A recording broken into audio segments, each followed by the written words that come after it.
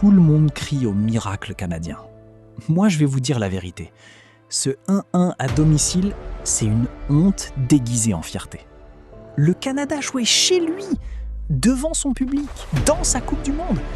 Et ils ont failli perdre contre une équipe sans Edin Dzeko. Réfléchis. Pays hôte, sans Dzeko. 1-1. Ça s'appelle une déception, pas un exploit. Les chiffres ne mentent pas. Jonathan David, meilleur buteur de Ligue 1 cette saison, ratait une occasion à bout portant à la 17e minute. Oluwaseyi a buté 2 fois sur Vasile. Laria a vu Kolasinac sauver sur sa ligne à la 53e. Le Canada a dominé ce match de A à Z et a quand même couru après le score pendant plus d'1 heure, face à une équipe classée 54e au monde.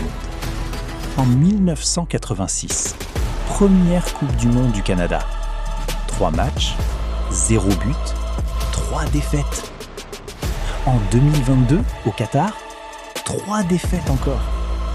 Aujourd'hui, en 2026, ils sont co-hôtes et ils arrachent péniblement un nul à la 78e minute grâce à un remplaçant. L'histoire du Canada en Coupe du Monde, c'est 40 ans de souffrance. Et ça continue. 40 ans de Coupe du Monde. 0 victoire. Et voilà le vrai scandale.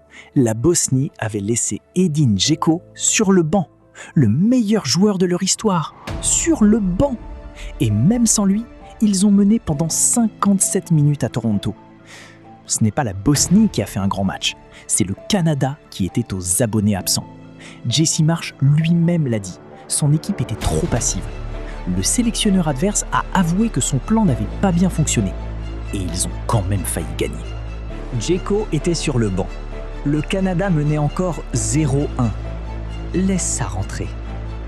Ceux qui ne sont pas d'accord diront que c'est le premier point de l'histoire du Canada en Coupe du Monde, que c'est historique, que l'équipe a montré du caractère en revenant au score.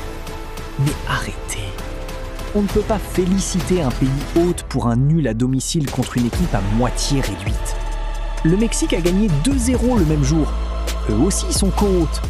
La barre est là. Le Canada est loin en dessous. Ce 1-1, c'est pas de la fierté. C'est un avertissement. Si le Canada joue comme ça contre la Suisse ou le Maroc, il rentre à la maison sans avoir gagné un seul match.